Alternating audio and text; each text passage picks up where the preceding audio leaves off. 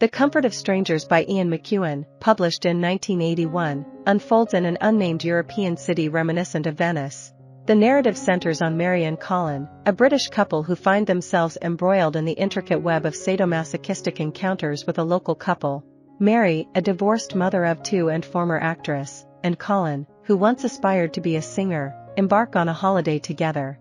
Despite their 7-year relationship, characterized by love, they don't cohabit, and their bond is strained and wearied. Their once vibrant sex life has dwindled, and they often lapse into silence, each aware of the other's predictable responses. Both possess exceptional physical attractiveness, particularly Colin. Their journey takes an unexpected turn when, while searching for dessert one evening, they wander into unfamiliar streets, eventually encountering Robert, a local adorned with a golden razor blade necklace. Despite initial reluctance, they agree to join him at a bar, which reveals itself to be frequented predominantly by men. Robert, the proprietor, regales them with tales of his abusive upbringing by his sadistic, affluent father, compelling Colin and Mary to stay until closing time. Stranded and disoriented, they find themselves spending the night in a doorway, unable to navigate their way back home. The following morning, they embark on a quest for refreshments, but struggle to secure a table. Realizing they've strayed far from their hotel, they deliberate over their return when Robert interjects. Observing their attire from the previous night, he apologizes for detaining them and extends an invitation to his home for rest and sustenance. Despite attempts to decline, Colin and Mary yield to Robert's insistence and are ushered into a cab. Robert's abode spans several floors within a decrepit palazzo. Guided to the guest quarters, they retire for the night, only to awaken to find their clothes missing. Mary dons the solitary embroidered dressing gown provided and ventures in search of Robert, encountering his wife, Caroline, instead. Caroline, confined by disability, cordially invites them to dine, a proposition Mary accepts. During the evening, Robert escorts Colin to view some relics of his father, abruptly striking him in the stomach without apparent cause. Nevertheless, Colin agrees to Caroline's request for a return visit before departing.